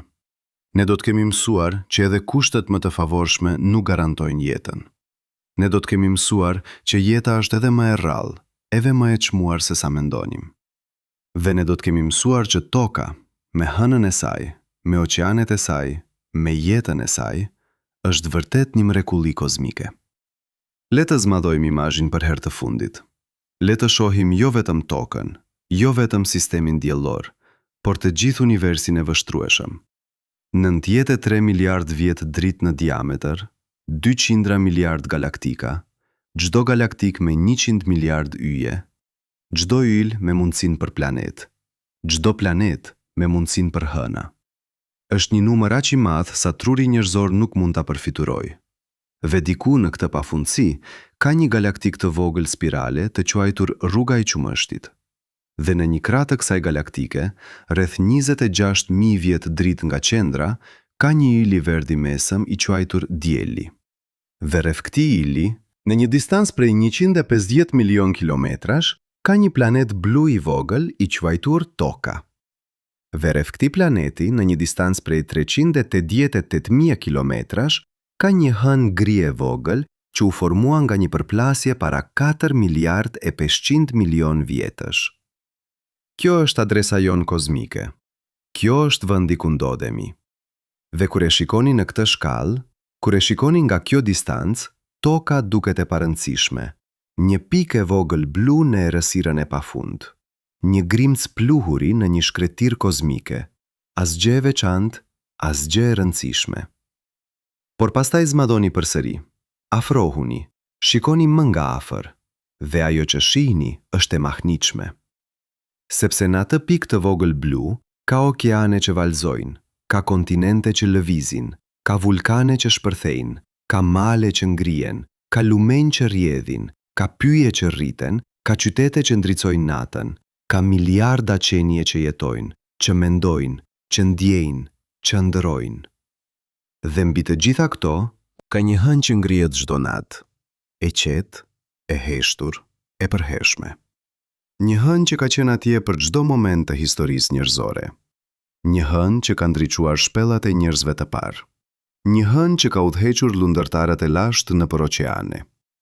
Një hën që ka frymzuar poet, artist, muzikant. Një hën që ka parë lindjen dhe rënien e perandorive. Një hën që ka qenë dëshmitare e çdo triumfi dhe çdo tragjedi njerëzore. Dhe tani, për herë të parë në historinë e saj 4 miliardë 500 milion vjeçare, kjo hën ka qenë e prekur nga qeniet që ajo ndihmoi të krijojë. Në vitin 1969, Neil Armstrong vuri këmbën në sipërfaqen e saj dhe tha: "Por ndoshta ai duhej të kishte thënë, sepse hëna nuk është vetëm një satelit. Ajo nuk është vetëm një shkëm që rrotullohet rreth tokës. Ajo është një pjesë e nesh. Ajo është në ADN në tonë, në orët tona biologjike që ndjekin ciklet e saj. Ajo është në oqeanet tona, në baticën që ajo krijon. Ajo është në klimën tonë, në stabilitetin që ajo siguron. Ajo është në historinë tonë, në çdo moment që ka quar në këtë moment." Dhe kjo është arsyeja pse, kur shkencëtarët flasin për hënën, ata nuk po flasin vetëm për gjeologji ose fizik ose astronomi. Ata po flasin për diçka më të thellë. Ata po flasin për lidhjen tonë me kozmosin. Ata po flasin për faktin që ne nuk jemi vizitor në këtë univers. Ne jemi pjesë e tij. Ne jemi bërë nga i njëjti material me yjet. Ne jemi formuar nga të njëjtat forca që formuan galaktikat. Ne jemi rezultati i një procesi që filloi me Big Bangun 14 miliard vjet më parë dhe që vazhdon edhe sot. Dhe hëna është një kujtesë e këtij procesi. Çdo herë që e shikoni, ju po shikoni një dëshmi të dhunës që krijoi bukurinë. Ju po shikoni një dëshmi të kaosit që krijoi rendin. Ju po shikoni një dëshmi të rastësisë që krijoi qëllimin. Sepse po, përplasja ishte e rastësishme. Po, shanset ishin astronomikisht të vogla. Po, ne ishim jashtëzakonisht me fat. Por pasi ndodhi, pasi theja goditi tokën, pasi hëna u formua, gjithçka tjetër nuk ishte rastësi. Ishte pasojë. Ishte shkak dhe efekt. Ishte fizik. Dhe kjo është bukuria e shkencës. Ajo nuk na tregon që jemi të parëndësishëm. Ajo na tregon që jemi të jashtëzakonshëm. Ajo nuk na tregon që jemi një aksident. Ajo na tregon që jemi një mrekulli. Jo një mrekulli në kuptimin mistik, por një mrekulli në kuptimin shkencor. Një ngjarje aq e rrallë, aq e pazakont, aq e paimagjinueshme, sa fakti që ndodhi është vetë i mahnitshëm. Mendoni për këtë. Çdo atom në trupin tuaj ka një histori. Atomi i karbonit në ADN në tuaj u formua në brendësinë e një ili të kuq gjigant miliarda vjet më parë. Atomi i oksigjenit që po merrni frym tani u krijua kur ai il shpërtheu në një supernova. Atomi i kalciumit në kockat tuaja u hodh në hapësirë nga ajo shpërthim dhe udhtoi për miliona vjet derisa u bë pjesë e reve të gazit që formuan sistemin ton diellor. Dhe pastaj, pas miliarda vjetësh të tjerë, pas formimit të tokës, pas përplasjes me thejan, pas ftojës së oqeaneve, pas fillimit të jetës, pas miliarda vjetësh evolucioni, ai atom përfundoi në ju. Ju jeni një koleksion i atomeve që kanë udhëtuar nëpër univers për 14 miliard vjet. Ju jeni një organizim i bërë nga pluhuri i yjeve. Ju jete një mrekulli organizuar nga ligjet e fizikës. Dhe çdo natë kur shikoni hënën, ju po shikoni një pjesë të asaj historie. Ju po shikoni një objekt që luajti një rol kritik në udhëtimin që çoi në ju. Por ja ku bëhet edhe më e mahniqme. Historia nuk ka përfunduar. Hëna vazhdon të largohet. Çdo vit, 3 centimetra e gjysmë. Në 5 miliard vjet, ajo do të jetë aq larg sa do të duket si një il i ndritshëm në qiell, jo si disku i madh që shohim sot. Batika do të jenë pothuajse të papërfillshme. Dita do të zgjas rreth 50 orë, dhe nëse ka ende jetë në tokë në atë kohë, nëse njerëzimi ka mbijetuar, ose nëse një specie tjetër ka evoluar, ata do të jetojnë në një botë shumë të ndryshme nga e jona. Por ka edhe diçka tjetër që do të ndodhë. Në rreth 5 miliard vjet, dielli do të fillojë të mbarojë lëndën e tij djegëse. Ai do të fryhet në një gjigant të kuq, duke gëlltitur Merkurin dhe Venusin. Toka mund të mbijetojë, por vetëm si një shkëmb i djegur, i zhveshur nga atmosfera dhe oqeanet. Dhe hëna, e largët dhe e ftohtë, do të jetë dëshmitarja e fundit e asaj që dikur ishte një sistem i bukur, i gjallë, i mrekullueshëm. Por edhe kjo nuk është fundi, sepse materia nuk shkatërrohet, ajo transformohet. Atomet që përbëjnë tokën dhe hënën do të shpërndahen në hapësirë kur dielli vdes. Ato do të bëhen pjesë e rreve të reja të gazit. Ato do të formojnë yje të rinj, planet të rinj, ndoshta jetë të re. Dhe cikli do të vazhdojë, ashtu si ka vazhduar për 14 miliard vjet, ashtu si do të vazhdojë për triliona vjet të tjerë, derisa universi vetë të arrijë në fundin e tij. Dhe kjo është mesazhi përfundimtar i historisë së hënës. Asgjë nuk është e përhershme, por gjithçka është e lidhur. Ne jemi një pjesë e një procesi që është shumë më i madh se ne, shumë më i vjetër se ne, shumë më i gjatë se ne. Por ne jemi ende një pjesë e tij. Ne jemi ende të rëndësishëm. Ne jemi ende të mrekullueshëm. Kështu që herën tjetër që shikoni hënën, mos mendoni vetëm për bukurinë e saj. Mendoni për historinë e saj. Mendoni për përplasjen që e krijoi. Mendoni për miliarda vjet që ajo ka qenë atje, duke na mbrojtur, duke na stabilizuar, duke na bërë të mundur. Mendoni për faktin që pa të, ju nuk do të ishit këtu. Asnjë nga ne nuk do të ishte. Dhe pastaj mendoni për këtë. Në këtë moment, ndërsa po lexoni këto fjalë, hëna është duke u larguar.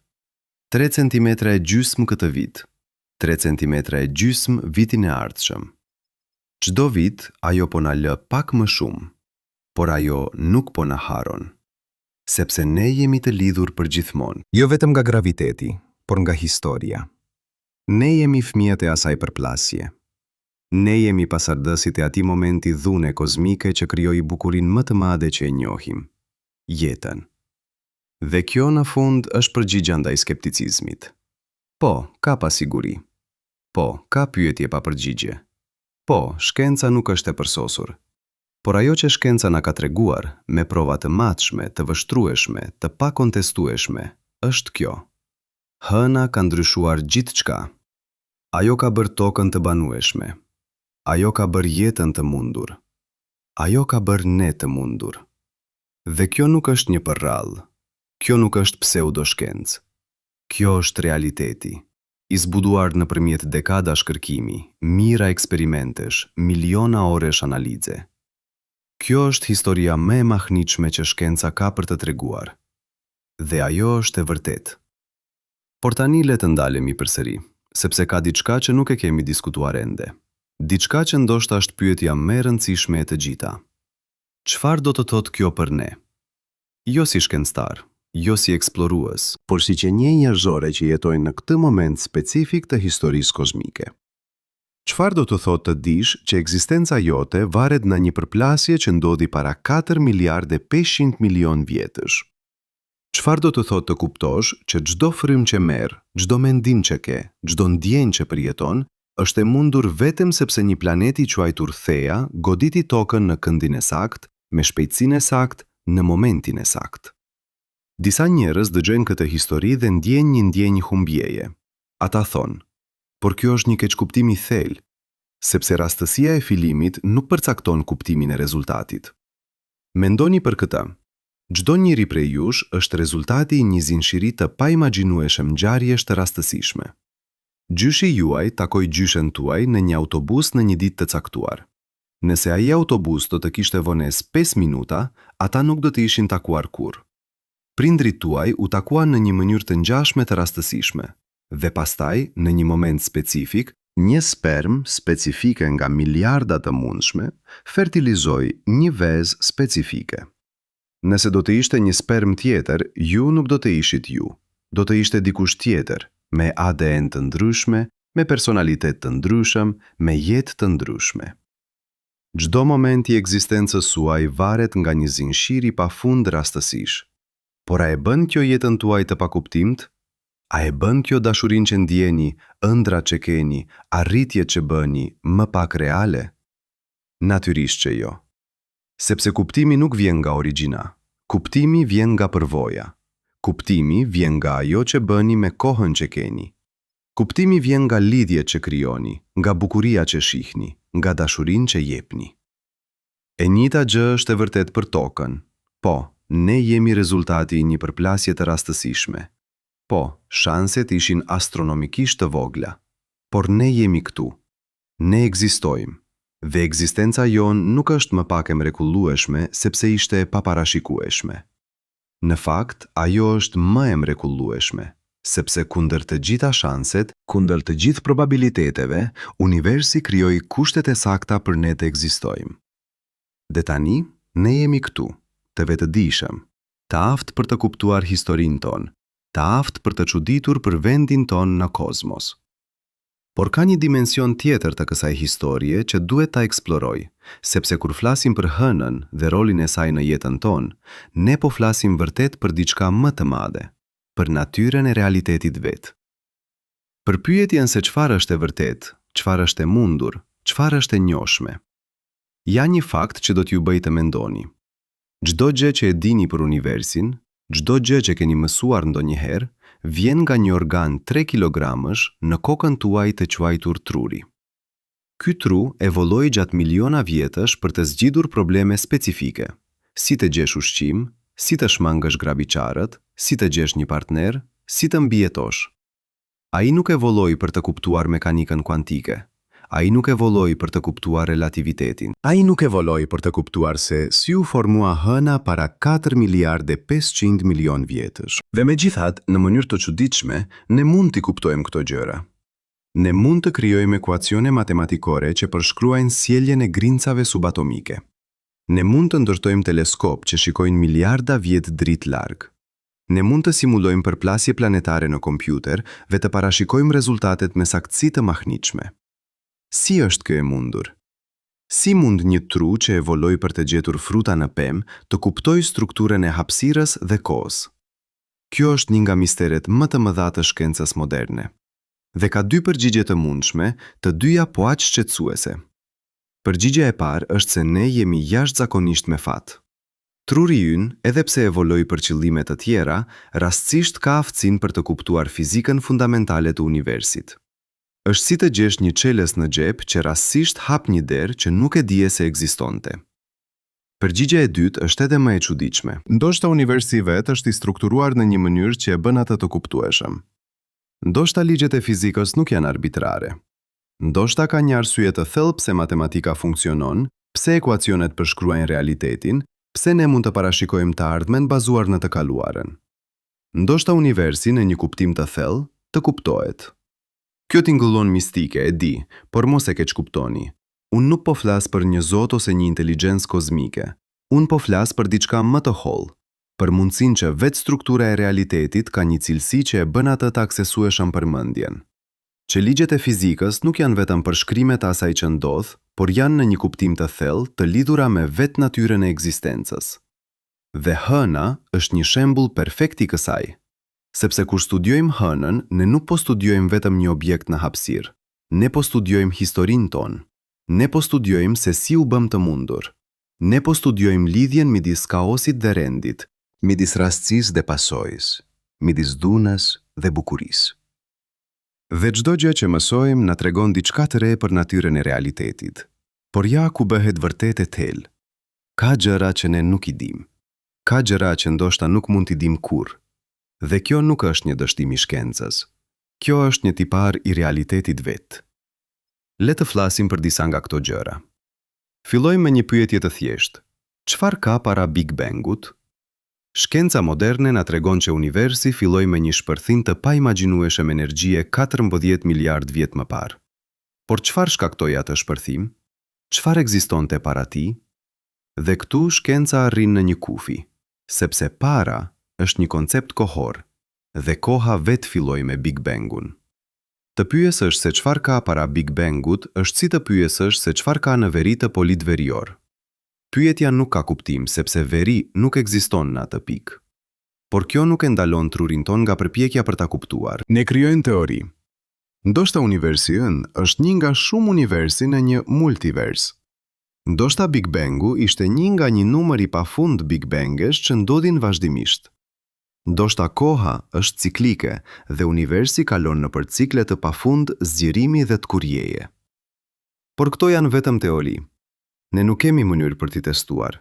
Ne nuk kemi mënyrë për t'i provuar. Ato janë, në një kuptim të thellë, jashtë kufive të shkencës. Ose merrni një pyetje tjetër. Çfarë është vetëdia?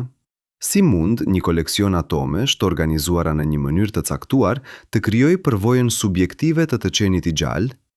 Si mund elektriciteti që rrjedh nëpër neurone të krijojë ndjenjen e të pamurit të ngjyrës së kuqe, të dëgjuarit të një melodie, të ndjenjes së dashurisë? Kjo është ajo që filozofët e quajnë problemi i vështirë i vetëdijes, dhe është një nga pyetjet më të mëdha të pashpjeguara në shkencë. Ne mund të hartojmë trurin. Ne mund të shohim cilat rajone aktivizohen kur mendoni për diçka specifike. Ne mund të matim valët e trurit, të studiojmë neurotransmetuesit, të kuptojmë mekanizmat. Por asnjë nga këto nuk shpjegon pse ka një unë që përjeton të gjitha këto. Pse nuk jemi thjesht robot biologjik që reagojnë ndaj stimujve pas një përvojë të brendshme? Pse ka diçka që ndihet si të jesh ju? Dhe këtu është lidhja me hënën. Hëna krijoi kushtet për trurin ton të evoluoj. Ajo krijoi stabilitetin që lejoi jetën komplekse. Ajo krijoi ritmet që formuan orët tona biologjike. Ajo krijoi mjedisin ku vetëdia u bë e mundur.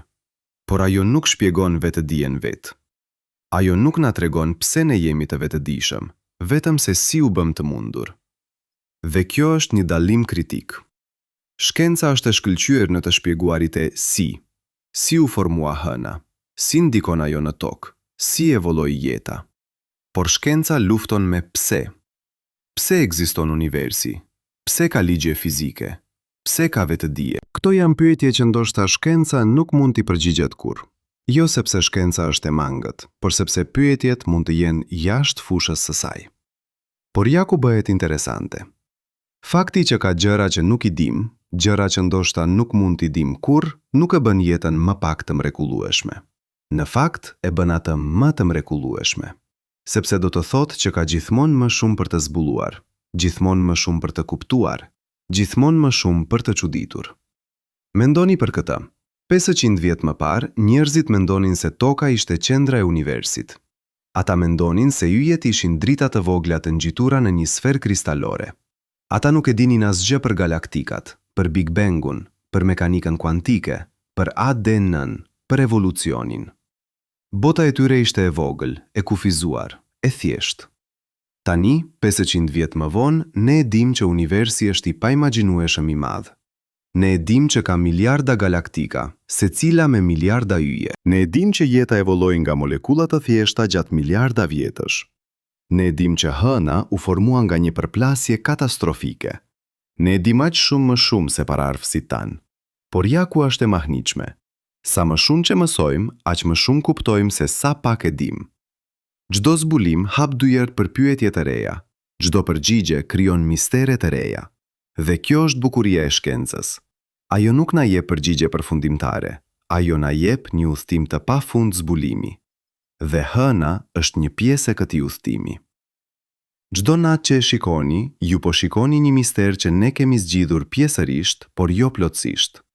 Ne e dim se si u formua, ne e dim se si ndikon në tokë, por ka ende pyetje. A ka ujë të ngrirë në kraterët e polit? A ka minerale të rralla që mund të përdoren për teknologji të ardhshme? A mund të ndërtojmë një bazë të përhershme atje? A mund të përdorim hënën si një piknisje për eksplorim më të thellë të sistemit diellor? Dhe përtej pyetjeve praktike, ka pyetje filozofike. Çfarë do të thotë të jetosh në dy botë, tokë dhe hënë? Si do të ndryshojë kjo mënyrën se si mendojmë për veten tonë? Si do të ndryshojë kjo mënyrën se si shohim tokën?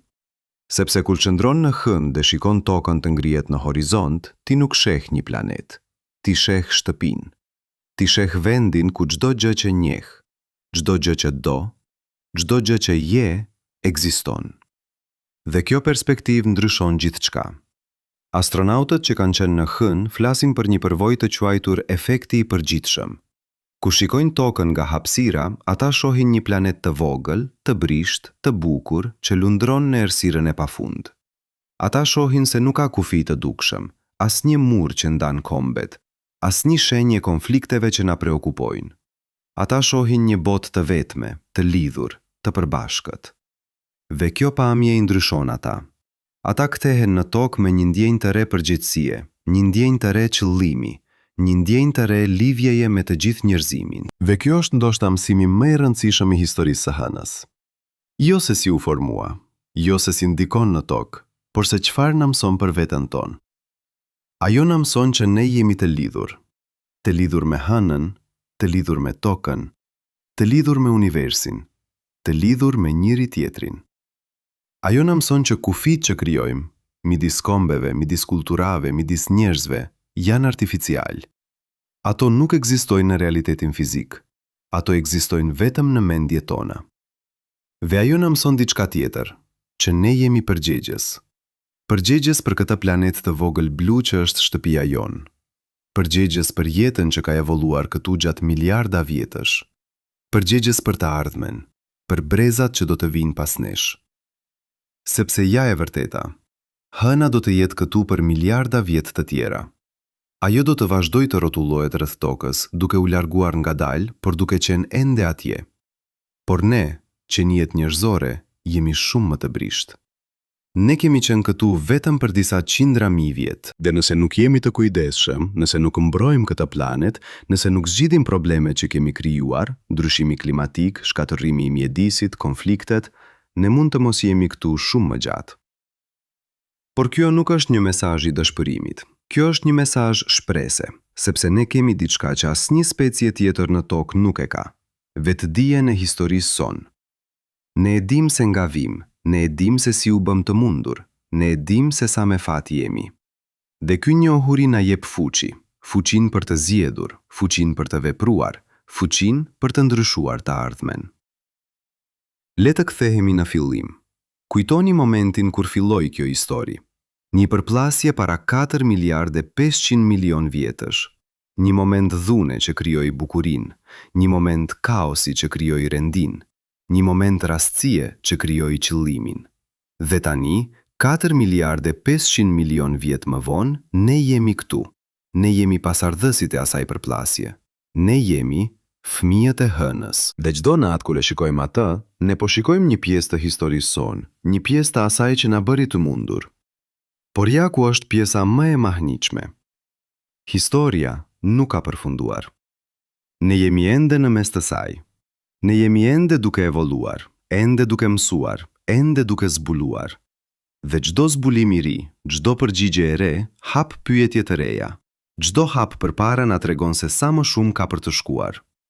Ndoshta një ditë ne do të zbulojmë jetë në një planet tjetër. Ndoshta do të gjejmë një sistem tjetër si toka hëna. Një planet tjetër ku një përplasje krijoi kushtet për jetën. Ndoshta do të takojmë qenie të tjera inteligjente që kanë kaluar nëpër të njëjtin udhtim që kemi kaluar ne. Dhe ndoshta kur t'i takojmë, pyetja e parë që do të bëjmë do të jetë: a keni një hënë? Sepse tani ne e dim se sa e rëndësishme është. Ne e dim që një hënë nuk është vetëm një satelit. Ajo është një pjesë thelbësore e sistemit që bën jetën të mundur. Ajo është një dhuratë nga universi. Një dhuratë që ne nuk e kërkuam, që nuk e meritojmë, por që e kemi me gjithata. Vendoshta kjo është mësimi përfundimtar, që universi, edhe pse i madh dhe i ftohtë dhe indiferent, ka krijuar diçka të mrekullueshme. Ai ka krijuar ne. Ai ka krijuar jetën. Ai ka krijuar vetëdijen. Ai ka krijuar aftësinë për të kuptuar, për të çuditur, për të dashur. Dhe çdo natë kur shikoni hënën, ju po shikoni një kujtesë të kësaj mrekullie. Ju po shikoni një dëshmi që edhe në një univers të qeverisur nga ligje të paanshme fizike, edhe në një kozmos kur rastësia luan një rol të madh, bukuria mund të lindet. Jeta mund të lindet. Kuptimi mund të lindet. Ndoshta pyetjet janë më të rëndësishme se përgjigjet. Ndoshta udhëtimi është më i rëndësishëm se destinacioni. Ndoshta misteri është më i bukur se zgjidhja. Sepse në fund, çfarë është më e mrekullueshme? Të dish gjithçka ose të dish që ka gjithmonë më shumë për të zbuluar? Të kesh të gjitha përgjigjet ose të kesh pyetje që të frymëzojnë të vazhdosh të kërkosh? Unë zgjedh misterin. Unë zgjedh pyetjet. Unë zgjedh çudinë. Dhe çdo natë kur shikoj hënën, unë kujtoj që jeta ime, ekzistenca ime, çdo moment që kam, është rezultati i një zinshiri të paimagjinueshëm ngjarjesh që filloi me një përplasje para 4 miliard e 500 milion vjetësh. Unë kujtoj që unë jam i bërë nga pluhuri i yjeve. Unë kujtoj që unë jam një pjesë e universit që ka bërë të vetëdijshëm. Unë kujtoj që unë jam një mrekulli. Dhe ju gjithashtu. Çdo njeri prej jush është një mrekulli. Çdo njeri prej jush është rezultati i një historie që shtrihet miliarda vjet në të kaluarën. Çdo njeri prej jush është i lidhur me hënën, me tokën, me yjet, me gjithçka që ekziston. Dhe kjo lidhje nuk është metaforike. Ajo është fizike. Ajo është reale. Atomet në trupin tuaj u formuan në yje. Uji në qelizat tuaja erdhi nga kometat. Kalciumi në kockat tuaja u krijua në supernova. Ju jeni, në një kuptim të vërtet literal, fëmijë të yjeve. Por ju jeni edhe më shumë se kaq. Ju jeni fëmijë të hënës. Sepse pa hënën, pa stabilitetin që ajo krijoi, pa baticën që ajo gjeneroi, pa mbrojtjen që ajo ofroi, ju nuk do të ishit këtu. Asnjë nga ne nuk do të ishte. Kështu që herën tjetër që shikoni hënën, mos e merrni si të mirëqenë, mos e shikoni si thjesht një objekt në qiell. Shikojeni si atë që është vërtet, një pjesë e historisë suaj, një pjesë e asaj që ju bëri të mundur, një pjesë e mrekullisë që është ekzistenca. Dhe kujtoni, ju jeni këtu, në këtë moment, në këtë planet, në këtë univers, për shkak të një zinxhiri të paimagjinueshëm ngjarjesh që filloi me një përplasje. Ju jeni një mrekulli. Ju jeni një pjesë e diçkaje shumë më të madhe se vetja juaj. Ju jeni një pjesë e universit që ka bërë të vetëdijshëm, dhe kjo në fund është përgjigjja ndaj të gjitha pyetjeve. Jo një përgjigje që mbyll misterin, por një përgjigje që e hap atë edhe më shumë. Jo një përgjigje që na jep siguri, por një përgjigje që na fton të vazhdojmë të kërkojmë. Sepse ne jemi kërkues, ne jemi eksplorues, ne jemi qenie që pyesin pse dhe si dhe çfarë nëse. Dhe kjo është ajo që na bën njerëzor. Kjo është ajo që na bën të veçantë. Jo sepse jemi të vetmit në univers, ndoshta nuk jemi, por sepse ne jemi të vetëdijshëm për vendin tonë në të dhe ne zgjedhim të kuptojmë. Dhe hëna, ajo hënë e vogël gri që rrotullohet rreth tokës, është një pjesë e kësaj historie. Ajo është një kujtesë që edhe në një univers të madh dhe indiferent, mrekullia është e mundur. Bukuria është e mundur. Jeta është e mundur. Dhe ju, duke qenë këtu, duke lecuar këto fjalë, duke menduar për këto ide, jeni prova e gjallë e asaj